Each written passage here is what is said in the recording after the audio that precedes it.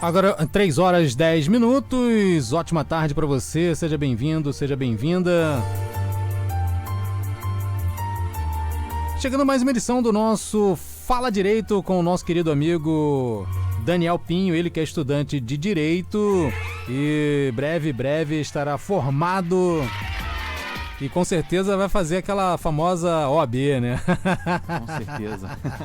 Bom, o seguinte, meu amigo Daniel Pinho, uma ótima tarde, seja bem-vindo mais uma vez. Como é que foi o final de semana? Enfim, dá uma boa tarde pra galera aí. Boa tarde, meu amigo Alex, boa tarde a todos os nossos ouvintes, quem vai acompanhar a nossa live. O final de semana foi muito bom, graças a Deus, Alex. Estamos aqui para mais uma semana, depois dessas eleições, essa corrida, né? Todo mundo só falava disso, agora vamos dar uma pausa nos assuntos políticos. De verdade, a imprensa, digamos, hereditária, tradicional, corporativa, o nome que você queira dar, tá com esse assunto ainda em voga ainda, né, cara? A verdade é essa. Onde eles puderem esticar, né? Esticar, eles vão, né, Alex? Bom, mas hoje vamos falar sobre assuntos de serviço, utilidade pública, não só para quem está curtindo a nossa programação, mas para você que chegou agora e está mais uma vez nessa edição do Fala Direito falando sobre assistência social. Hoje abrindo essa série de atividades falando aí sobre direito, claro, com essa informação mais direta, objetiva, sem o juridiquês que o nosso querido amigo Daniel Pinho já passa para você já tem algum tempo. Nós estamos no hashtag qual o programa, cara? Qual é o número? Tem essa noção? Aí já passou de 10, meu amigo, né, Jorge. Averiguação com o Jorge. Pode crer. Bom, então vamos lá.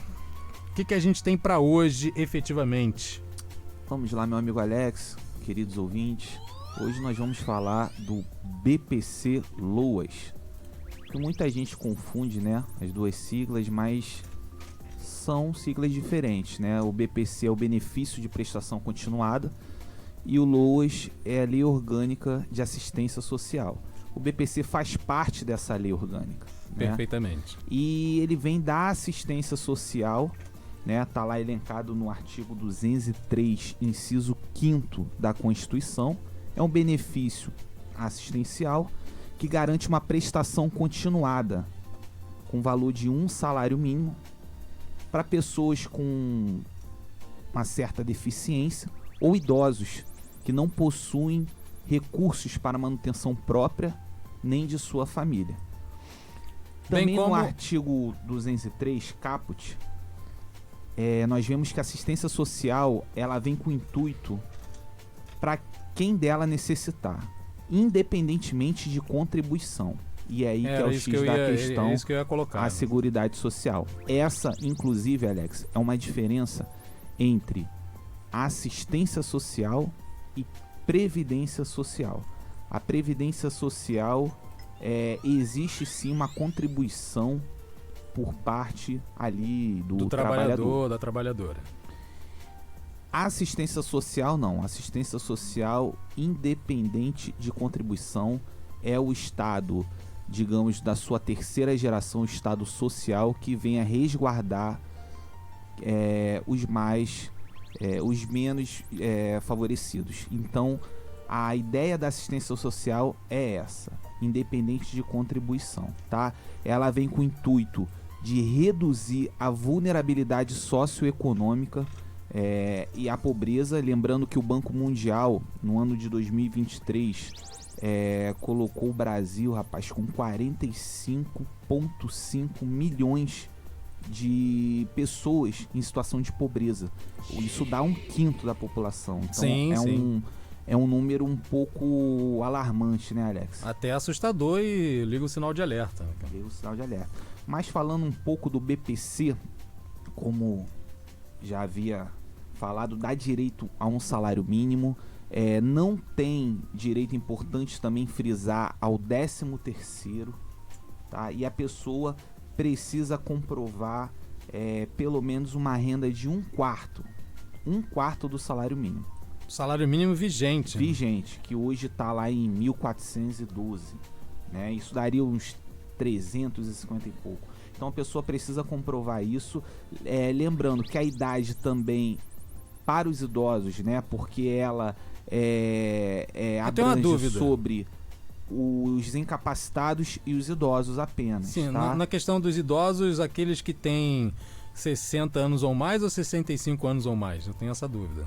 Existe uma diferença exatamente do BPC para aposentadoria. A aposentadoria ela faz uma diferenciação entre homens e mulheres.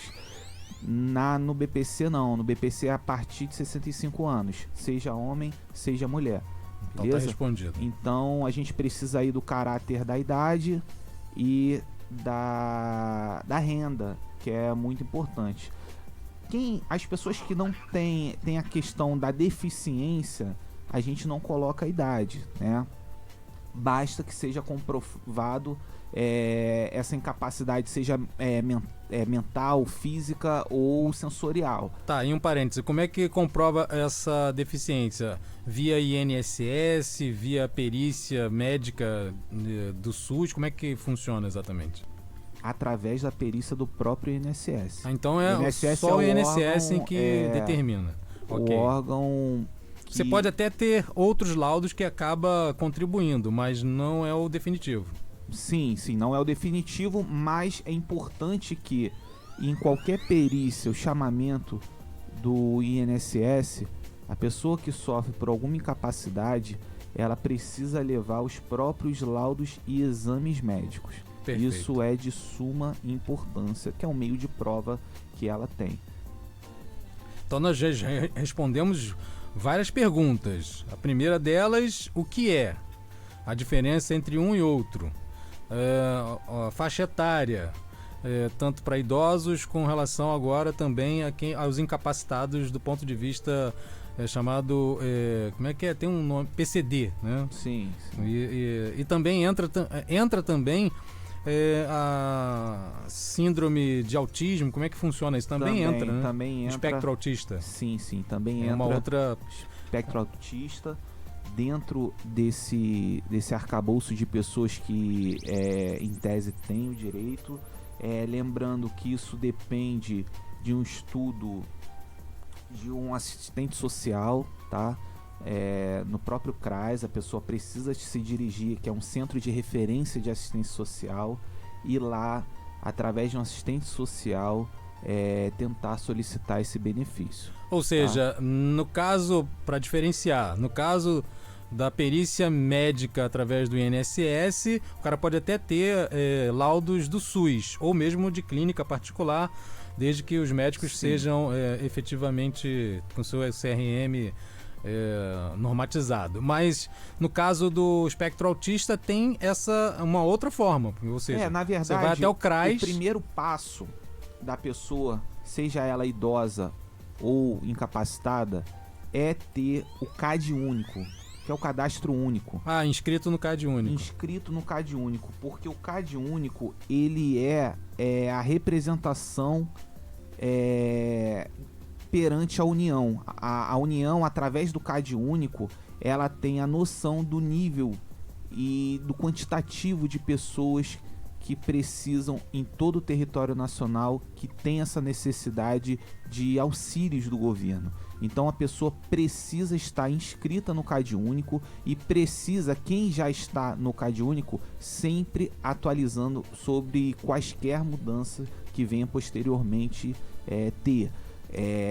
No CRAS, que tem em qualquer município, ou até tem de bairros para bairros e tudo mais, que é esse centro de referência que eu mencionei aqui, lá eles auxiliam essa pessoa a atualizar o CAD único ou a criar, né, o próprio CAD único daquela pessoa, além da questão da assistência social, que normalmente, Alex, para distinguir ali a questão da renda familiar e tudo mais, pode ser que tenha sim visitas de um assistente social demandado através do próprio CRAS, e ele vai fazer um estudo social, que se chama, para saber se aquela pessoa realmente tem uma renda compatível para o recebimento desse benefício. No caso, uma renda per capita, porque depende renda per capita. De moradia, renda familiar per renda, capita. Renda familiar per capita. Também firmar isso aí.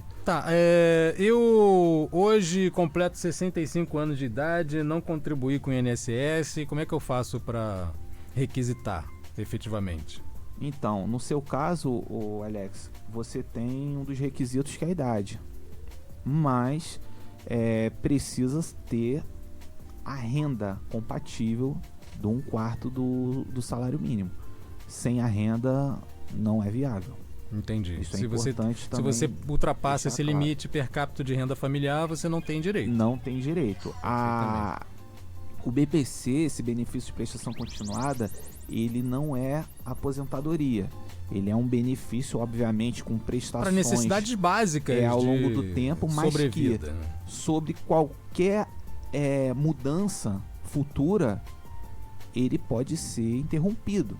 Então, por exemplo, digamos que uma pessoa que tenha uma incapacidade motora venha, depois de 2 anos, reaver essa capacidade. Foi bom você tocar nesse assunto, porque a gente iniciou o programa até falando, não está falando mais de eleição, mas as mídias tradicionais, oligarca e etc, enfim, existe também um cinismo até da própria imprensa em estar sempre ao lado do mercado financeiro, e fizeram uma pressão ao longo do tempo, aí, tanto no Ministério da Fazenda quanto no próprio governo federal, com relação de sublimar, e muitos congressistas também, de sublimar inclusive esse direito, o BPC LOA. Né? Sim.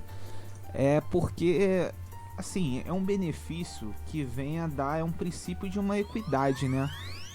E da dignidade da pessoa humana. Sim. Então, assim, existe uma necessidade. É óbvio que, inclusive, estávamos conversando com o Jorge na semana passada, o governo, ele não pode se ater apenas a benefícios sociais, porque isso não é bom para ninguém. A gente precisa de cada vez mais postos de trabalho e pessoas empregadas fazendo a máquina girar. Só que uma coisa não impede a outra. Mas também não pode deixar que... Até porque é constitucional, né? Exatamente, os vulneráveis, e aqui eu disse, está no artigo 203 da Constituição, é constitucional, eles não podem deixar de amparar os mais vulneráveis. Então, obviamente, não faz jus você simplesmente jogar a culpa a um benefício ou beneficiário, né? Que é o que se costuma fazer, né, cara? Enfim, até porque existem regras dessa forma de benefício do BPC, que é um benefício que pode ser temporário, como eu acabei de dizer aqui, sim, né? Sim.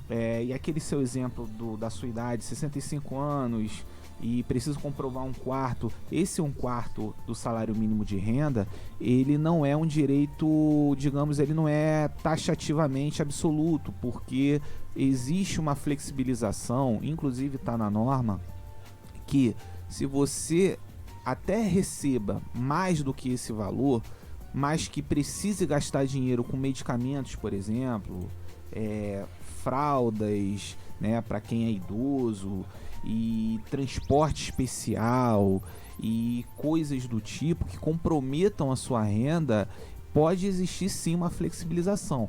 Claro, sempre comprovado com recibos, notas fiscais. Mesmo que você tenha uma renda acima, se você comprova que todas essas suas necessidades impactem na sua sobrevida, aí realmente você tem direito, acaba tendo direito. Tem direito. Tem pessoas que precisam de uma alimentação especial. Sim. E isso requer mais valor econômico, etc e tal. Então, assim, é flexível, né, esse 1/4 do salário mínimo.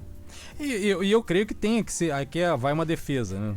Eu creio que tenha que ser flexível mesmo, porque afinal de contas trata de uma questão relacionada à assistência social, e mais do que isso, aquela previsibilidade constitucional que é a dignidade da pessoa humana. Então, que é um princípio constitucional basilar, a universalização dos direitos, né? Os direitos são para todos, né? Então são direitos que a gente não pode, são princípios que a gente não pode simplesmente deixar de lado. E agora falando até sobre ainda o BPC, eu gostaria também de deixar aqui umas regrinhas sobre quem é beneficiário e quem quer ser, quem é um requerente ainda para tal benefício. Que, vamos lá, eu elenquei alguns tópicos aqui, que o primeiro seria, como dito lá atrás, atualizar, né, ou se inscrever no cadastro único. Esse é o primeiro tópico. Procurar Perfeito. o CRAS da sua cidade e atualizar ou se inscrever no CAD único.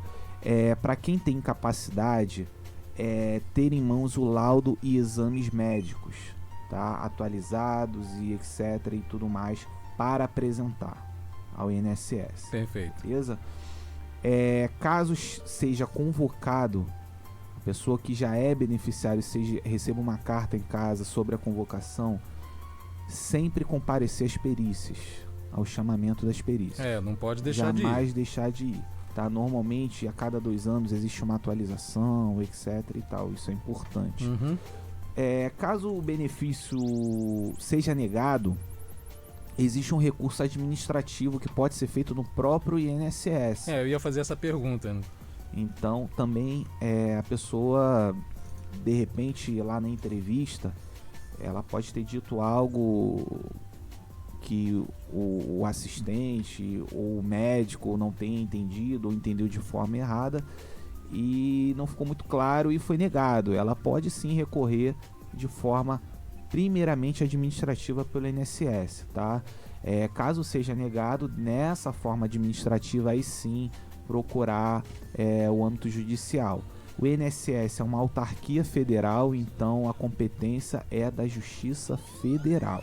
Tá? Para quem tiver dúvida, até quem está nos escutando ou vai nos assistir, Sim. que tenha o caso próprio ou de algum familiar ou conhecido, pode até entrar em contato com a gente, o Alex, através dos meios de comunicação, caso tenha alguma dúvida sobre esses trâmites, né, do BPC. A gente tem o nosso WhatsApp aqui, que é o 21980736172.